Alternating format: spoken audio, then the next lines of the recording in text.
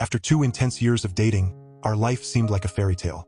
We got married and received the greatest gift of all, a beautiful daughter. However, what appeared to be perfect happiness unraveled in a whirlwind of mysteries and betrayals. After a period of working away from home, something sinister revealed itself upon my return. The inexplicable changes in my wife's and daughter's behavior were nothing compared to the shock of finding a disturbing message on my daughter's phone. What I discovered was a web of betrayal that left me stunned. My wife was involved with a mysterious man, and to my surprise, my daughter, sister-in-law, and mother-in-law were all part of the conspiracy. The betrayal was not just about infidelity but a complex network of deceit that spanned my entire family. My desire for justice and retribution became an overwhelming force, and in the pursuit of inner peace, the answer was an act of relentless revenge. Hey guys, welcome to our channel. I was 20 when it all began. I met a girl who seemed perfect at just 19 years old. The chemistry between us was undeniable, and we dated for 2 years until she got pregnant at 21. We decided to move in together, and I had been living with my mother since my father passed away when I was 15. My mother never remarried and managed a consulting business where I worked as a receptionist. I became the father of a beautiful girl, and the bond between me and my girlfriend deepened even more. 2 years later, we got married. I landed a job as a computer programmer, earning a 6-figure salary, which gave us a comfortable life. My wife wanted to be a stay-at-home mom, and I agreed but suggested she could take a part-time job to stay occupied. Life seemed to be finally leading us to a stable place, until tragedy struck when I was 29. When I was 29 and she was 28, her father suffered a terrible accident that left him paralyzed from the waist down. He had been the sole provider for their family. I spoke with my mother, and my in-laws, my mother-in-law, father-in-law, and sister-in-law, moved in with us. They had been living in a rental, and now their only source of income was gone. My sister-in-law took a part-time job, as did my wife, to help support the family. During this time, I inherited a part of my late grandmother's estate, which was split into 2, a college fund and insurance managed by my mother. I had no issue with that, but my wife wanted to use this inheritance to buy a house so we could move. However, she specifically wanted to buy the house in her mother's name, using my inheritance, with both sisters working to pay the rest. I found the proposal strange and suspected her true intentions. This created a rift between us. 2 years passed, and my mother suffered a stroke. The doctors had to perform urgent surgery, which was successful. My wife wanted my mother to stay in the hospital rather than come home, as it would be difficult to care for 2 patients at once. I agreed to hire a nurse, but my wife insisted on hiring 2, one for my mother and one for her father. I told her she would have to cover the cost of her father's nurse since I was already handling grocery bills, taxes, private school for our daughter, and now my mother's nurse. During this time, my relationship with our daughter became strained. She began disrespecting me and acting rudely. I thought she was just going through typical childhood problems since she was 8 at the time. My mother recovered quickly and expressed her wish to sell her consulting business and put the money in my name. My wife had a heated argument, wanting the money to go to our daughter and herself, since I had already received my share of my grandmother's inheritance. I was surprised by my wife's reaction and the silence from her parents. My mother reminded everyone that the money was hers and that she had the right to decide what to do with it. My wife continued to have issues with me because we didn't have a joint account. She wanted access to my account, but I had no access to hers. We argued, and it was decided that my mother would give me all the money. And so, a few months passed, with tension still present in our home.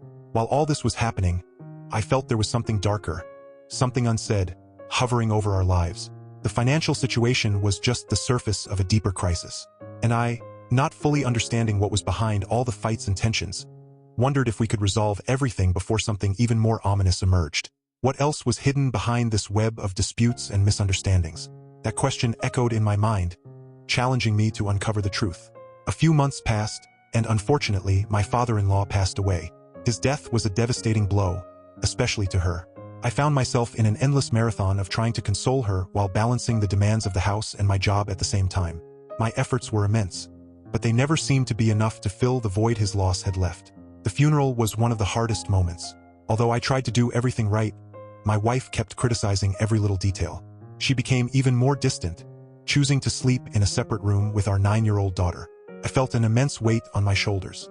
I managed to convince her to seek therapy, and things seemed to improve slightly. We began to reconnect. However, there was something disturbing about our daughter. She shut herself off from me in a way I couldn't understand.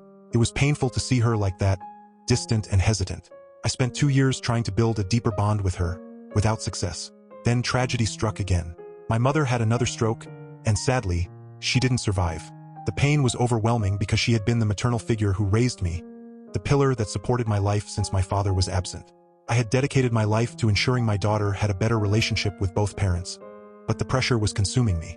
Depression settled in, but my wife and daughter's response was total indifference. They didn't attend my mother's funeral, which only deepened my sadness and loneliness. 2 months after my mother's death, my mother-in-law made an unsettling suggestion. Maybe I should leave the house as my depression was ruining the atmosphere. She believed that leaving would help me get over my grief and that my presence was harming the household. Her coldness felt like a punch in the stomach. I tried to stay calm while reminding her that, during her husband's mourning, I never asked her to leave. How could she have the audacity to make that suggestion? The atmosphere was thick with tension, and the house, which was supposed to be a refuge, had turned into an emotional battlefield. The tension continued to build, and I felt there was more behind it all. There were unspoken secrets, furtive glances, and whispers I couldn't decipher. Curiosity consumed me, and I knew I needed to discover the truth. What was really happening with my family, and why was I so alone on this painful journey? The answers seemed always to slip away from me, like fleeting shadows in the dark. I was in the kitchen, grabbing something from the fridge, when I noticed a message on my daughter's phone. She was only 11 at the time, and the message said something like, "It's good that the old witch is gone. Now you can have the house to yourselves. We can have a party for your birthday." I was paralyzed. That message left me even more intrigued. Was my daughter really talking about my mother? I needed to know more. I picked up the phone and read the conversation. Yes, she was referring to my mother. My heart raced, and my mind filled with questions. How could an 11-year-old talk like this about her grandmother?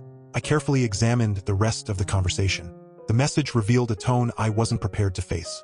The revelation hit me with devastating force, as it wasn't just the loss of a grandmother, but the fact that my daughter was now involved in something I didn't understand. She was talking to a man who was clearly much older. My daughter also called me controlling, even though I had never denied her anything except things I considered useless. She wanted a pony at 6, a koala at 9, pandas, and her own car at 11. Who allows that? I immediately called my wife, not knowing exactly what to expect from her. I showed her the phone, and her reaction was one of pure disbelief. "You're going through our daughter's phone?" she asked, accusing me of invading our daughter's privacy. We had a heated argument, and she stormed off, returning to sleep in separate beds. I tried to make amends, but she rejected me. It took a while before I agreed to our daughter's birthday party, just to get my wife to talk to me again. That message, however, kept echoing in my mind. Why was my mother the old witch? And why was my daughter so happy about her absence? I was already agonized by so many mysteries. 3 years have passed since that dark day, and life has taken unexpected turns. My daughter is now 15, I'm 38, and my wife is 37. Recently, I received a job offer in another city that seemed like a dream come true. Abundant opportunities and a generous salary. After 4 months away, I returned home, eager to get back to our routine and enjoy the improvements my new position had brought. However, upon my return, I noticed something was strangely different. My wife's behavior had changed drastically. She had quit her job, was going out more often with friends, and her style of dressing had become significantly more elegant and expensive.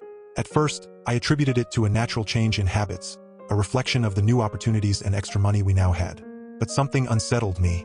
Our daughter was also acting strangely. She openly disrespected me and seemed to have a malicious attitude, as if she had something against me. I tried to be understanding and not let it affect our relationship, but the situation was starting to fall apart. My wife said it was just hormones and that our daughter was going through a difficult phase. I felt frustrated, but I decided to trust her judgment. But the tensions didn't stop there. A series of disconcerting events began to occur. One particularly strange day, my wife mentioned something about being caged, as if I had imprisoned her in a chastity cage. I was perplexed and immediately tried to discuss the matter, but the conversation quickly turned into a fight. She dropped the subject a week later, but the atmosphere in our house was heavy and uncomfortable. Additionally, our intimate life, which was already dwindling, now seemed stagnant. The days passed, and the situation worsened. My wife suddenly decided she wanted to take a trip with our daughter and my sister-in-law. It was supposed to be a girls' getaway, which would cost me a considerable amount. Although I was willing to fund the trip, I felt there was something more behind this sudden desire for escapism. She didn't call me for 3 days. At first, I thought it was just a phase, but unease began to grow inside me. I spoke with her mother, who didn't seem to grasp the gravity of the situation. When I finally had the chance to talk to my wife in person, she said she was just tired. I didn't completely believe her, but she insisted that everything was fine. One day, while looking at her photos on social media, I noticed something strange. I saw many pictures of her with friends, both men and women. I became alert, but she assured me they were just friends. and I decided to believe her. What else could I do? There was nothing blatantly suspicious, and over time, the unease dissipated. 2 months later, our daughter's birthday arrived, and I wanted to plan a special party. However, my wife asked not to do anything, as she had planned a girls' night. I was perplexed. Who in their right mind takes a child to an event exclusively for women?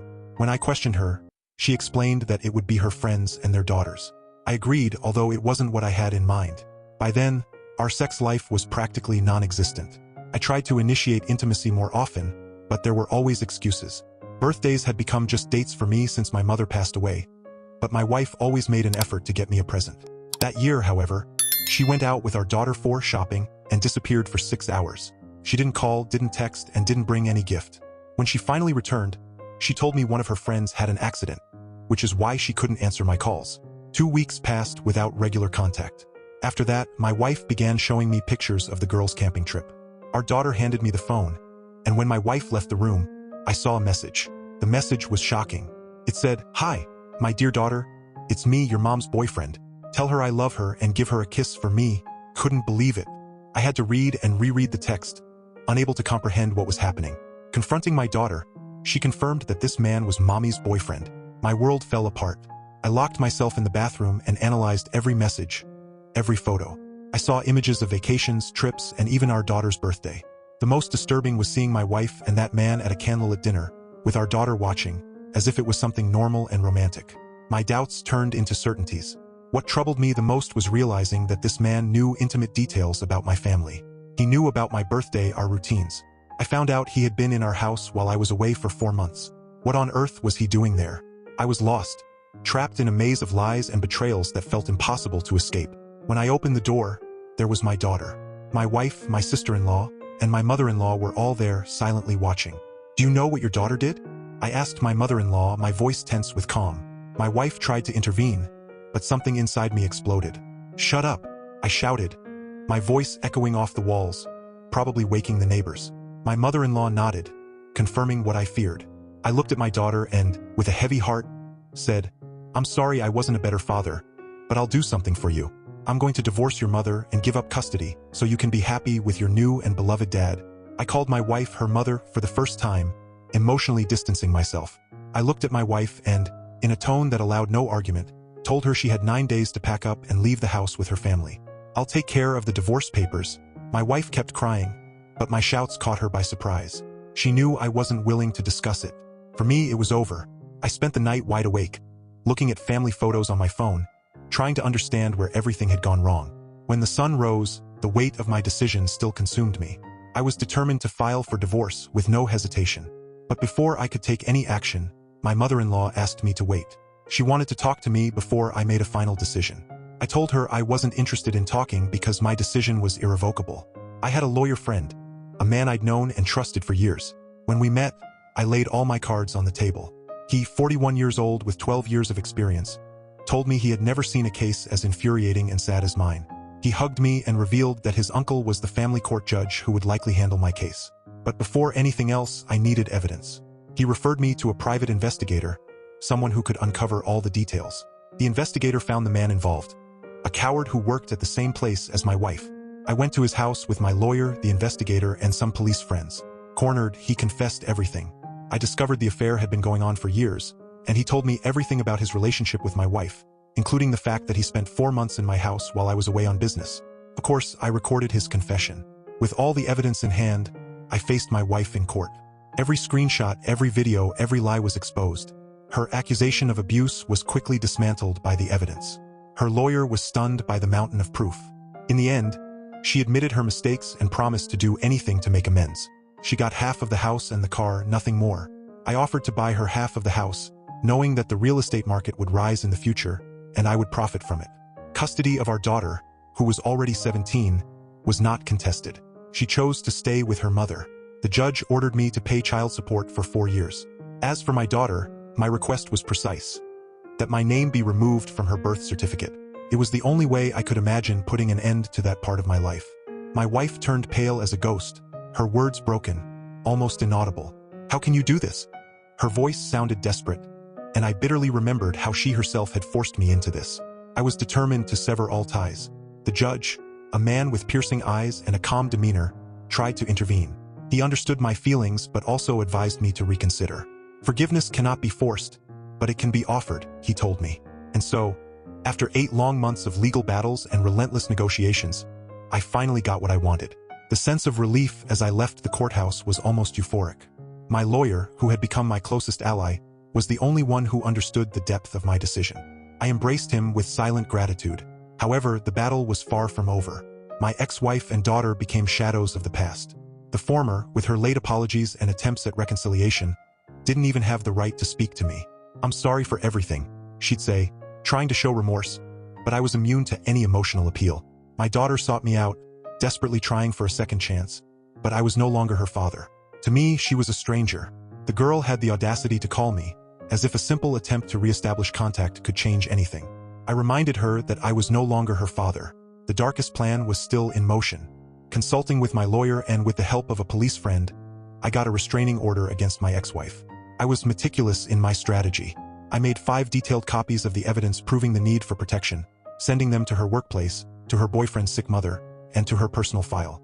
The last copy, which was stored in my closet, was burned in a private ceremony, a symbolic way to close a dark chapter.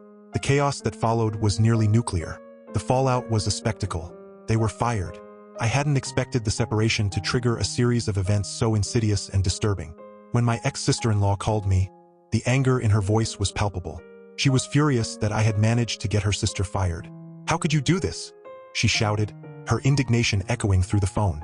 I laughed bitterly, reminding her that she had supported the destruction of my marriage. I replied that what her sister did wasn't just betrayal, it was the destruction of lives.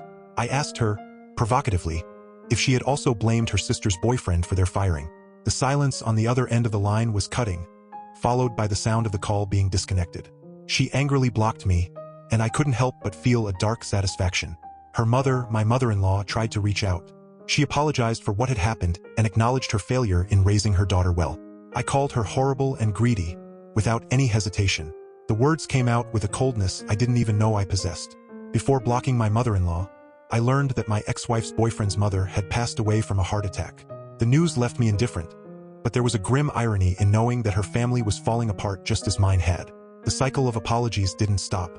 My ex-wife continued to seek me out, begging for a chance at redemption. I changed my phone number and finally sold my house, putting an end to the life I had once known. With the divorce officially over after 8 months of turmoil, I transferred a large sum to move to a new city and began my life anew. I completely turned my life around. I bought a new house, invested in stocks, and, against all odds, built a fortune. In the dating world, at 42, I met someone who deeply understood what I had been through. By 44, I remarried. My new wife was everything I had been searching for. Kind, understanding, and amazing in every way. She had faced her own challenges and knew the real value of a relationship. Today, our life is different and better. We have a 4-year-old son who is the light of our lives. Looking back, I can't help but wonder if all the suffering and betrayal were the price I had to pay to get to where I am now. After all, every choice I made, every act of revenge, and every painful decision were necessary steps on the path that led me to what I have today. I was convinced that I had finally found the peace I had been seeking for so long. The decision was made. My daughter would not receive a penny from me. What had she done to deserve it? I still wondered how she had managed to get to that point. 2 weeks ago, she sent me a long, anguished letter, 8 paragraphs that seemed to scream her pain and regret. She felt trapped in a paralyzing depression, struggling to escape the darkness consuming her life. To my surprise, one day I received a call from my lawyer. What he told me made my heart race. My daughter had shown up at his office with an unexpected sum of $20,000. Where had she gotten that much money? The truth was, she was desperate. In a frantic attempt to repair the damage, she begged to work hard and repay every cent I had spent on her. She seemed to be sinking deeper into a hole, and the reports of her situation were increasingly grim. Her mother, my ex-wife, was admitted to a psychiatric hospital, battling devastating depression. Her mother's boyfriend had fled and disappeared. Her aunt, on the other hand, was living with an abusive alcoholic and expecting her second child. And as if that wasn't enough, my ex-mother-in-law had died in a tragic accident. She lost a lot of blood, and if she had survived, she would have ended up like her late husband. My daughter was now living alone, working part-time to survive, unable to finish her education. She had borrowed money from friends, but apparently her situation was deteriorating rapidly. Many of her friends had abandoned her, labeling her as toxic. A conversation with one of her friend's fathers only reinforced the idea that she was becoming impossible to deal with. My current wife insisted that I build a bridge with my daughter, saying she was finally realizing her mistakes and desperately needed me. If I didn't help her now, she would continue to spiral downward. My mind was in shambles. As a father, the weight of responsibility on my shoulders was overwhelming. I had given my daughter the world, only to be betrayed. The pain and anger I felt were still fresh, but pride seemed to have destroyed the love I once had. Cutting ties with my daughter was one of the hardest decisions of my life, but I did it. Now, my lawyer was suggesting I reconsider. Maybe it was the right thing to do. It was curious how life could change in an instant. My daughter's story was tragic and desperate. Some would say I'd be cruel for not reaching out, but I wondered if she was trying to reconnect just because she needed financial stability, something she didn't have. There are invisible scars that shape lives. Abuse steals your peace, but not your strength. Breaking the Cycle of Abuse is an interactive guide where you'll find powerful tools to identify the signs of abuse, understand the dynamics of violence, find shelter and legal and psychological support, plan a safe exit from a harmful environment, overcome trauma and rebuild your self-esteem.